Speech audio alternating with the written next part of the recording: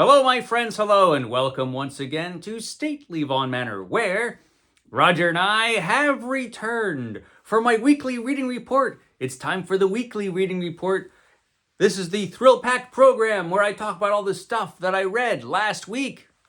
And I read some things last week. I read some things, finished a couple things for a change, but I'm behind in some other things, so I'm gonna have to catch up on some other stuff. So let's talk about all this exciting reading that's been going on. So adventurous around here at Stately Vaughan Manor. Okay, let's pull out my list of the 500 books, what I hope one day will be 500 books. This is the 500 book challenge, where I must read 500 books I own before I'll buy any new ones. Book number 208 was Astounding Stories, number 1 from January 1930. So Astounding Stories, the first issue. I'm counting the Astoundings as books because they're long enough. They're long enough to be short little books, so I'm going to count them. Why not? I'm reading them all on my tablet. I got one of my magic tablets here. Let me see if I can pull it up. Will it work? Yes, here it is. Here's Astounding Stories. Astounding Stories of Super Science. This is the first issue of Astounding Stories of Super Science. And this cover has an exciting scene from The Beetle Horde, a startling story by Victor Rousseau. It was a startling story. So, Astounding Stories of Super Science, which became Astounding Science Fiction later on. It was interesting. This is very different than what the magazine became later. I think Campbell took over the magazine was it 1936 or 37? It was a few years after it started, and he changed the course and made it a bit more serious. At this point, these stories have a much more Edgar Rice Burroughs adventure feel to them. Although there's science fiction in here, so it's just kind of adventure pulpy science fiction compared to some of the more serious science fiction you'd get in later years. But it's fun, so I guess I've got a few years of this of this kind of thing to read, which is awesome. I like that kind of thing. So let's talk about what's in this magazine. Well, there's a Listerine ad, and there's from $160 a month to $10,000 a year. This astonishing book showed him how. Many cool advertisements in here. You should order that book, Roger. So, Astounding Stories of Super Science, the title page here. So this was edited at the time when it came out in January of 1930 by Harry Bates. Harry Bates is the editor for this issue. So, Volume 1, Number 1, what are the contents? So we had a little editorial telling you all about Astounding. And let me see if I can find that editorial. I have to go through many advertisements. Yeah, what are Astounding Stories? Well, if you lived in Europe in 1490 and someone told you the earth was round and moved around the sun, that would have been an astounding story. Or if you lived in 1840 and were told that someday men 1,000 miles apart would be able to talk to each other through a little wire, or without any wire at all, that would have been another. Or if in 1900 they predicted ocean-crossing airplanes and submarines, world-girdling zeppelins, 60-story buildings, radio, metal that can be made to resist gravity and float in the air, these would have been other astounding stories. Today, time has gone by, and all these things are commonplace. That is the only real difference between the astounding and the commonplace. Time. Tomorrow, more astounding things are going to happen. Your children or their children are going to take a trip to the moon. They will be able to render themselves invisible, a problem that has been already partly solved. They will be able to disintegrate their bodies in New York and reintegrate them in China, and in a matter of seconds. Astounding? Indeed, yes. Impossible? Well, television would have been impossible, almost unthinkable 10 years ago. So, now you will see the kind of magazine that it is our pleasure to offer you, beginning with this, the first number of Astounding Stories. It is a magazine whose stories will anticipate the super scientific achievements of tomorrow, whose stories will not only be strictly accurate in their science, not so much in this issue, but will be vividly, dramatically, and thrillingly told. Already we have secured stories by some of the finest writers of fantasy in the world, men such as Ray Cummings, Murray Leinster, the Dean of Science Fiction, Roger, Captain S.P. Meek, Harl Vincent R.F. Starlzel, and Victor Rousseau. So, order your next month's copy of Astounding Stories in advance. Roger, I can't turn invisible. We're right around that time. I should be able to be turning invisible, and I can't. I want to go to the moon. Where's my transporter beam? Oh well, it was a little inaccurate on a couple of predictions, but that's okay. It had some cool stories, like the Beetle Horde, I read one half of the Beetle Horde, which was a story of two young explorers who stand in the way of the mad Brahm's horrible revenge, the release of his trillions of man-sized beetles upon an utterly defenseless world. So yeah, that was awesome.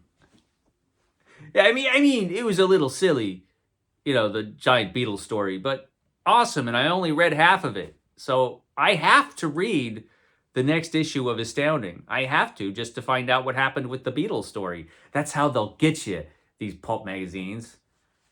They have you read half a story, and you have to read another issue to read the other half. Tricky. Then we have the very awesome titled story, very imaginative title here, The Cave of Horror. It's The Cave of Horror. And this is by Captain S.P. Meek. The captain wrote this story about a monster in a cave. Believe it or not, you never would have guessed by that title, but it's about a monster in a cave. A kind of peculiar monster in the cave, but, really smart scientist figures out how to get rid of the monster in the cave. Then we have Phantoms of Reality by Ray Cummings. Red Sentia's knife came up dripping, and the two adventurers knew that chaos and bloody revolution had been unleashed in the shadowy kingdom of the fourth dimension. So that was awesome. It was a story about adventurers in the fourth dimension. A very Edgar Rice Burroughs-y kind of situation. It was fun. Phantoms of Reality. Then we had The Stolen Mind by M.L. Staley. What would you do if, like Quest, you were tricked and your very mind and will stolen from your body? This story was not particularly great as far as Stolen Mind stories go. It was all right. Then we had Compensation by C.V. Tinch. Professor Roxton had disappeared, but in the bottom of the mysterious crystal cage lay the diamond from his ring. It's about as exciting as it sounds. Then Tanks! This is the Murray Leinster story, which is a future war story, which wasn't bad. 2 miles of American front had gone dead, and on 2 lone infantrymen, lost in the menace of the fog gas and the tanks, depended the outcome of the war of 1932. So the near future, 1932, a couple years in the future, tanks, gigantic tanks, are the main way that people fight in the future. Giant tanks. Giant monster tanks and gas and stuff. And poison gas. Kind of a grim story from Murray Leinster. But it's kind of fun. It's not great. It's not bad, though. Then we have Invisible Death. It's Invisible Death from Anthony Pelcher. On Lee's quick and clever action depended the life of old Perk Ferguson, the millionaire manufacturer, threatened by the uncanny Invisible Killer. So yes, Invisible Death is about an invisible killer. Kind of an insane murderer who can turn invisible and kill you. And it's kind of fun. It's a very pulpy story. So not the kind of story probably that you would get a few years later, but a lot of these stories are kind of like this in this original issue of Astounding. So that was a lot of fun. That was probably one of the most enjoyable things I had read in a while. It was just so interesting to see this old pulpy version of what became such an influential science fiction magazine. So I read that. Now I have to read the second issue of Astounding, obviously. But that's not all I read. I also read this, which is book 209 on the 500 book challenge. This is the collected fiction of H.P. Lovecraft, a Verorum edition, volume 2, 1926 to 1930, which has a lot of great stories in it. The Case of Charles Dexter Ward was the story I was just starting last week when I was doing my reading report. Really good story, considering it was a story that he wrote and never submitted anywhere, and never seems to have intended really to submit it anywhere. So he wrote this story, and it, for something that just sat in a drawer for years and years, it was really well done. The one weakness that this story has probably is that some of the things that should be mysterious aren't quite mysterious enough. He has a hard time, Lovecraft does in the story, not giving you too much information as far as what is going on. So you kind of know the whole time exactly what's happening. And so that takes out some of the mystery, I think, that H.P. Lovecraft wanted in the story. And you can see him struggling with this, because in this, the Verorum edition, he was working from a handwritten manuscript, and as he would write it, he would cross out some sentences and paragraphs that he thought, this is just too obvious, or this just doesn't work. And all of those are in here in the notes. So whenever he would cross something out, you could read it because it'd be down at the bottom of the page here. This has extensive notes and things like that at the bottom. Also still has my bookmark in there for some reason. But yeah, it was really good. I enjoy The Case of Charles Dexter Ward. It's been a long time since I've read it, and I really enjoyed it. That's actually a good short novel. Then we had The Color Out of Space, which is one of his most horrifying stories. A great tale of alien invasion with completely innocent victims, which is something that happened in Lovecraft. You'd have some people that just didn't do anything wrong, and terrible things happened to them, which is what happens in this story. His most cosmic of cosmic stories, I think, featuring an alien menace, which is completely alien. It's a really good story, which is probably why it's been anthologized to death. If you get an anthology and there's a story in it by Lovecraft, pretty good chance it's going to be The Color Out of Space. Then we had The Dunwich Horror, which is an excellent story, very influenced by Arthur Machen, but it's kind of turbocharged Arthur Machen. Really good, really fun, with a giant invisible monster just busting up a town, And then it ended up on one of my favorite stories, which is A Whisperer in Darkness, which is a great story. Another story of alien invasion in its way, although the aliens have been here for a long, long, long time in this story. These aliens are up in the hills and have been for years. And if you get too close to them, bad things could happen. It's a great story. Again, the one issue H.P. Lovecraft has in this story is that the narrator, who seems like a smart guy, he's a professor at Miskatonic University, who is an expert in folklore, he seems hopelessly naive towards the end, in that he walks into what is an obvious trap. I mean, it's clearly a trap, and he walks right into it. And it's so obvious that it's kind of difficult. It's the difficulty in the story. It's difficult to get past that. Now, it is true, though, that this narrator does suspect a trap, but he's like, no, it can't be. It can't be. But at the same time, he walks into it carrying a gun, so he goes prepared. But otherwise, it's a great story. One of his best, I think, in many ways, as far as atmosphere and just the alien menace and just the feeling of menace you get from the story. It's awesome, The Whisperer in Darkness. So there was that. I read that. Yes, I'm still reading Varney. Varney's wedding is about to get destroyed because the Bannerworths are there, and there's a jilted lover, and that's all still going on. I didn't read much of this week because I was too busy reading these other things and some comics, but I'm getting through it a little bit at a time. I'm on chapter 112, I think, so still going on Varney. Yes, I know it's taking forever, but one day I'll finish.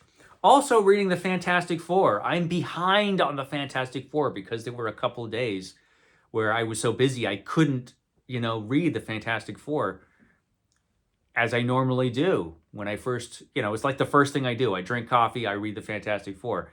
And even today, I'm so busy today, I had to get in here and film this video, and I wasn't able to finish. I'm in the middle of a Fantastic Four story. I wasn't even able to finish the issue. What issue am I reading right now? I'm reading issue 175, which is the High Evolutionary versus Galactus, which I want to get back to because it's awesome, of course. So still reading every issue of Fantastic Four from the first run of the Fantastic Four, which ran from 1961 to 1996. And after this Epic Collection, I'm going to have to go digital because we lack some Epic Collections for the next few stories. Also reading the Justice League, but I didn't read much of the Justice League this week. So really, I only read one issue of the Justice League this whole week, so I'm on issue number 3. I have to pick up the pace, obviously, because this is a gigantic book, and I've got another gigantic book following it because I'm reading the Silver Age Justice League. There wasn't a Golden Age Justice League, but I'm reading this Silver Age Justice League. So I'm going to try to catch up on this week. Fortunately, this week I should have more time than I did last week.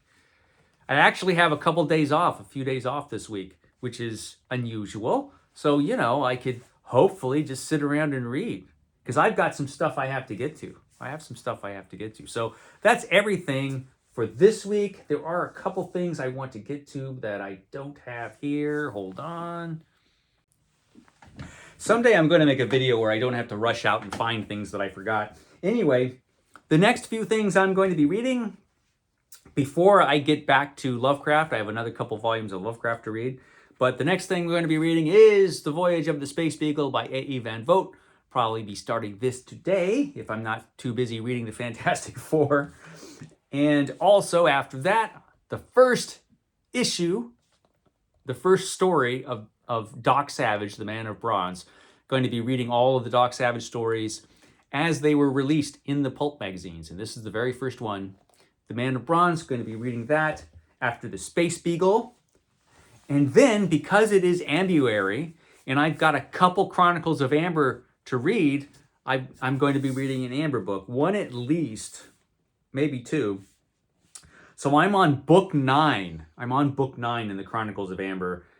The Night of Shadows. Night of Shadows is the next Chronicle of Amber I'm going to read for Ambuary, which Grammaticus is celebrating this month over on his fantastic channel. He did an Ambuary announcement video. So check that out and read some Roger Zelazny because he's awesome. So there you go. That's everything for today.